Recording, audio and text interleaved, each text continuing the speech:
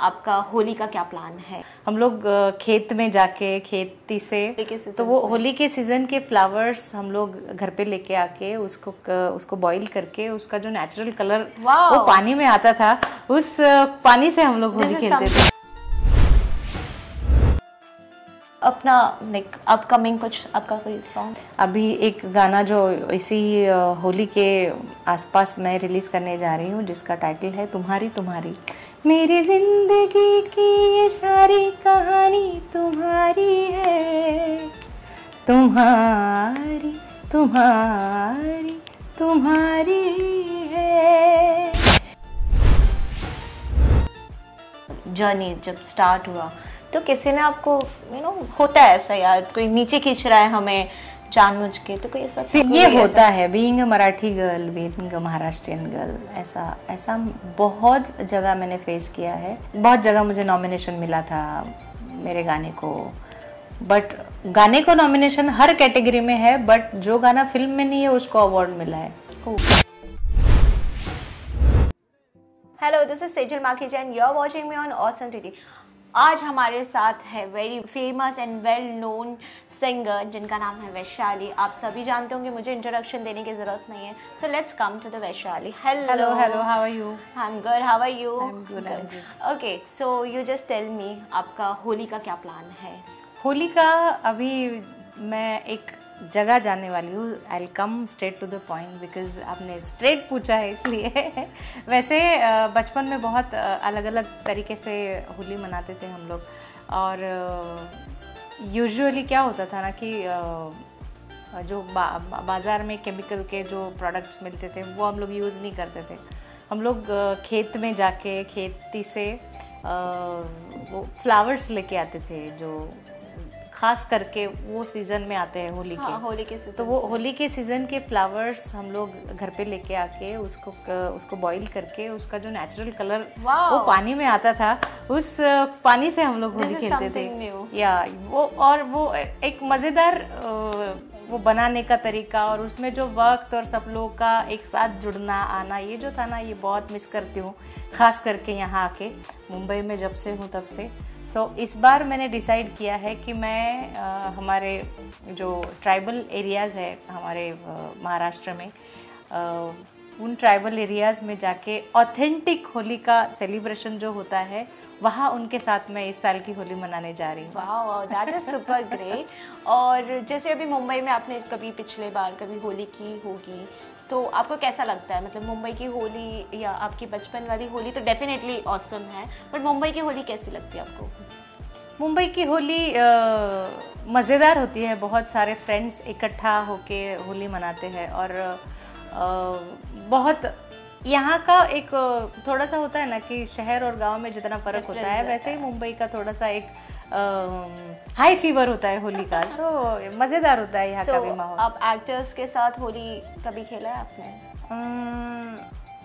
Actors के साथ तो मैंने होली नहीं खेला है। एनी सिंगर जिनके साथ में आपने होली खेली हो? नहीं, Holi generally what I believe is Holi ज़्यादातर मैंने आज तक का जितना मेरा सेलिब्रेशन है वो मेरा सब फैमिली के साथ ही रहा है। And all festival I love to celebrate with the family, because क्या होता है, वही एक टाइम होता है जो हम लोग फैमिली को देते हैं।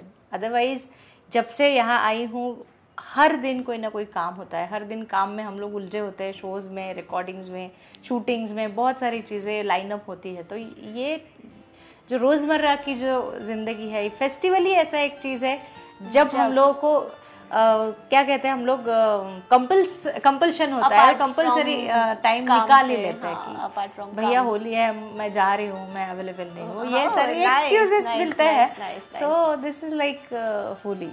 आप मुझे बताइए, आप सारेगामापा में थे, right? So how was your experience on that platform? See, basically अगर सारेगामापा और रियलिटी शो की अगर बात की जाए, तो अब का रियलिटी शोज़ का स्टाइल और तब का रियलिटी शोज़ का स्टाइल, मतलब उसको अभी 9-10 साल हो गए हैं।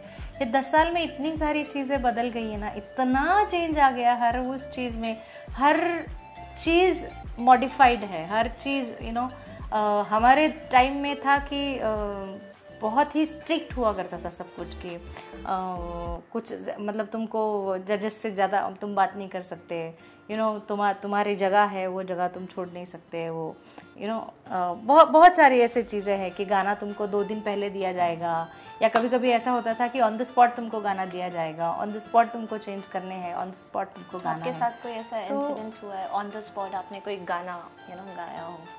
हुआ था, एक बार हुआ था कि मेरा कोई पहले से डिसाइड हुआ गाना था, फिर वो जजेस को पसंद नहीं आया, देन ही सेड कि आप एक काम करो ये वाला गाओ।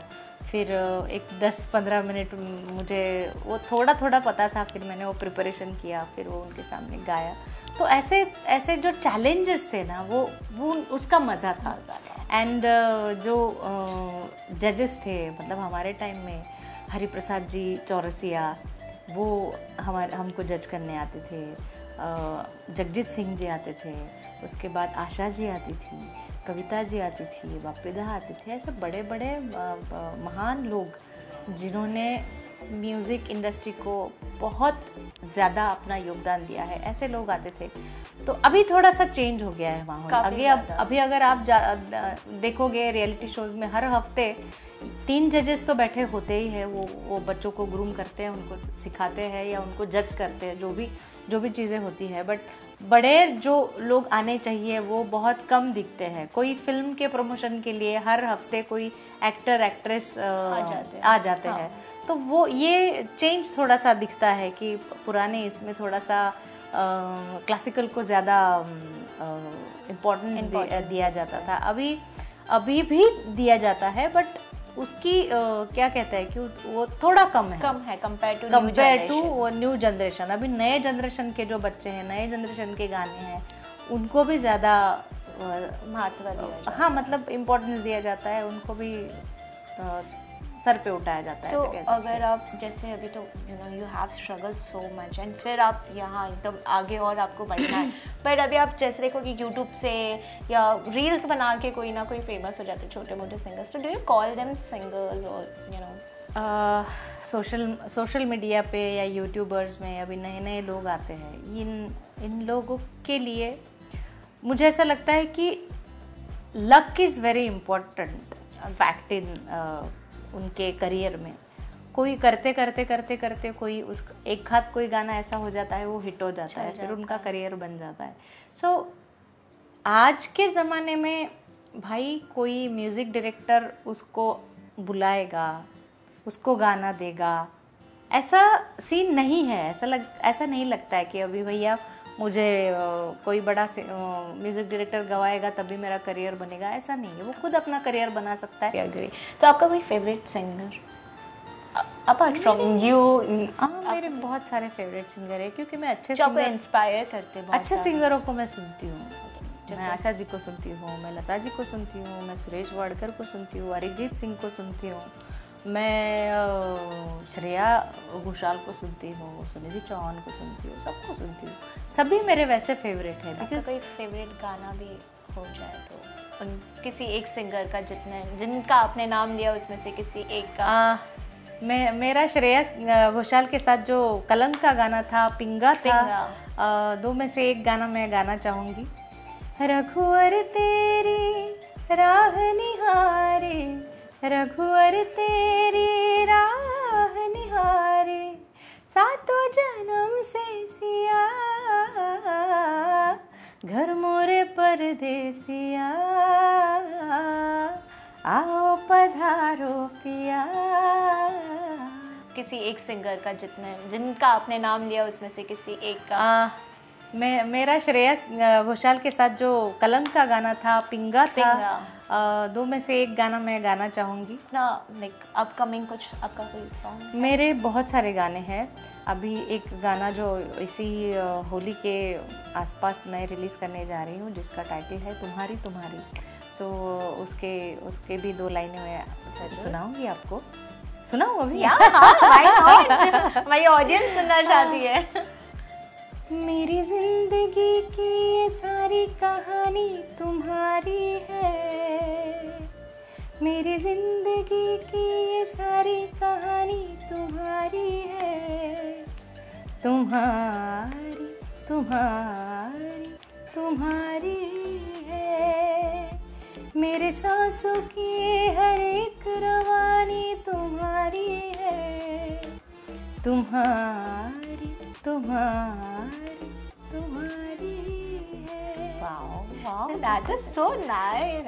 अच्छा, अभी आपको ऐसा लगता है कि यार कोई कंपटीशन है आपकी लाइफ में apart like in singer line, like आपको लगता है कि कंपटीशन है? कंपटीशन नहीं है, कॉम्पिटिटर ऐसा कोई नहीं है, कॉम्पिटिशन्स बहुत है, हर उस क्षेत्र में कंपटीशन है। मतलब एजुकेशन में है, स्पोर्ट्स में है, पॉलिटिक्स में है, और म्यूज़िक में है, कॉरपोरेट में है, हर जगह हर बंदे को आगे जाना है। द बेसिक थिंग इज़ जो अपने अंदर है वो हमको बड़ा बनना है। वो हमको बड़ा बनने के चक्कर में अपना रास्ता नहीं बनाना है। कभी कभी क्या होता है कि दूसरों को छोटा बना कि मुझे आगे बढ़ना है या मुझे बड़ा बनना है। ये जो चीज़ है ना, ये थोड़ा सा मुझे लगता है कि ये कहीं ना कहीं सही नहीं है। अगर मैं हमेशा यही सोचती हूँ कि मुझे अगर बड़ा बनना है तो मैं खुद से बड़ी बनूँ, मैं अपना रास्ता खुद बनाऊँ, अपनी मंजिलें खुद तय करूँ।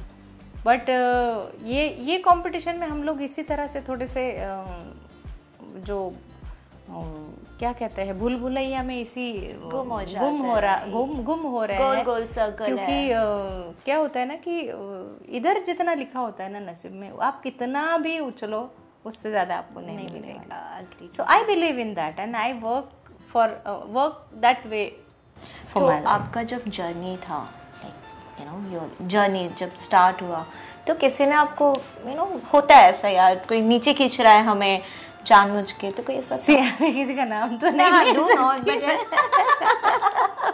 बट ऐसा मतलब एग्जांपल बताइए। ये होता है being a Marathi girl, being a Maharashtrian girl, ऐसा बहुत जगह मैंने फेस किया है। बहुत इंसिडेंट्स ऐसे मेरे पास, एक्सपीरियंस बहुत सारे हैं ऐसे, मैं बता सकती हूँ कि मतलब बहुत जगह मुझे नॉमिनेशन मिला था मेरे गाने को। बट गाने को नॉमिनेशन हर कैटेगरी में है, बट जो गाना फिल्म में नहीं है उसको अवार्ड मिला है। सो बहुत सारे ऐसे इंसिडेंट है मेरे साथ। एंड एक रिसेंटली एक इंसिडेंट हुआ था कि भाई मैं महाराष्ट्रियन हूँ इसलिए, या पता नहीं उनका क्या सोच था, तो बहुत सारे गाने मैंने फिल्म में, एक दो फिल्म में गाए। फिर मतलब फाइनल मेरा गाना हो गया, रिकॉर्ड हो गया, मेरे को पैसा दिया, एग्रीमेंट कराया फिल्म ने। फिर पता चला बाद में किसी और के वॉइस में आया। फिर इसका मतलब पीछे से आती है ना ये सारी चीज़ें की। तो इट्स लाइक कि मतलब आपने गाया गाना और उसी रिदम में किसी और ने गाया, वो बाद में वो हो गया। तो ऐसा सामने से थोड़े ना कोई बोलेगा तुमको कि भैया तुम ऐसे ऐसे हो, इसके लिए तुम, आप ऐसे पीछे से आती है खबर उड़ के कि हाँ ऐसे ऐसे हुआ, चलो ठीक है, इसको एक्सेप्ट करके हम लोग आगे निकल जाते हैं। कौन सा जिंदगी तो नहीं छीना है, बस गाना ही छीना, कौन सी बड़ी बात है, छीना है, आगे तो बढ़ना है। तो आप मुझे आपकी कोई ऐसी जर्नी बताइए जहाँ पे आप वेरी इमोशनली टच हो उस जर्नी से। मेरे जर्नी में बहुत सारे इमोशनल पार्ट्स ही रहे हैं टू बी वेरी फ्रैंक। बहुत सारे इमोशनल, कभी बहुत सारी ठोकरों से गुजरी हूँ, बहुत सारी चीज़ों से गुजरी हूँ मैं। सो बहुत सारे ऐसे इमोशनल पार्ट्स है, एक एक ऐसे गिनवाऊँ तो बड़ी मुश्किल हो जाएगी। बट आगे बढ़ना है, आगे बढ़ना था, और एक पैशन थी कि मुझे म्यूजिशियन बनना है, सिंगर बनना है, कुछ भी हो मुझे सिंगर बन के ही रहना है। ये जो this was your dream, of course this was my dream. So उसको चेस करते करते करते करते कैसे होता है कि वो अपने क्या नाम है उनका, राजीव आई थिंक, मैडी, वो ये कौन है इंस्पिरेशनल जो स्पीच देते हैं, वो दिव्य कीर्ति। हाँ, वो दिव्य कीर्ति बोलते हैं उनके स्पीच में हमेशा कि जब जैसे जैसे तुम बड़े हो जाते हो, जैसे रॉकेट जैसे ऊपर जाता है ना, जैसे जैसे ऊपर जाता है उसका एक एक टुकड़ा नीचे गिरता है, फिर वो आकाश में जाता है। तो ऐसा ही करियर के बारे में है कि जैसे जैसे आप करियर में ग्रोथ करते हो, वैसे वैसे जो अपने लोग हैं छूटते जाते हैं। धीरे धीरे आप धीरे धीरे धीरे धीरे अकेले पढ़ने लगते हो और आपको पता नहीं चलता है। हम तुम वो क्या कहते हैं ना, वो चकाचौंध में आगे चलते जाते हो, बट अपने लोग कब छूट जाते हैं वो समझ नहीं आ रहा है। वो सारी चीज़ें भी बहुत सारी हुई है मेरे लाइफ में, बट ठीक है, इट्स लाइफ। तो हमारे ऑडियंस के लिए होली के लिए कोई मैसेज, क्योंकि अभी फेस्टिव तो वही आने वाला है, तो आपका कोई मैसेज हमारे ऑडियंस के लिए? होली के लिए मेरे दोस्तों को मैं यही कहना चाहूँगी, जो भी मुझे देख रहे हैं, जो भी मुझे सुन रहे हैं, मैं आप सभी से यही मेरी रिक्वेस्ट है कि होली दिल से खेलिए, मज़े कीजिए, एंजॉय कीजिए, बट होली में केमिकल वाले रंग बिल्कुल यूज़ मत कीजिए, क्योंकि आपकी स्किन सबसे ज़्यादा इम्पॉर्टेंट है। होली 2 दिन का त्यौहार है, आके निकल जाएगा, अगले साल भी तुमको होली खेलना है, बट अपनी स्किन को संभालिए और पानी का बहुत ज़्यादा अतिरेकी उपयोग मत करें। ऐसा यही मैं तुमसे, आप सबसे विनती करना चाहूँगी। Thank you. Hi, this is Vaishali माड़े और आप मुझे देख रहे हैं ऑसम टीवी पे।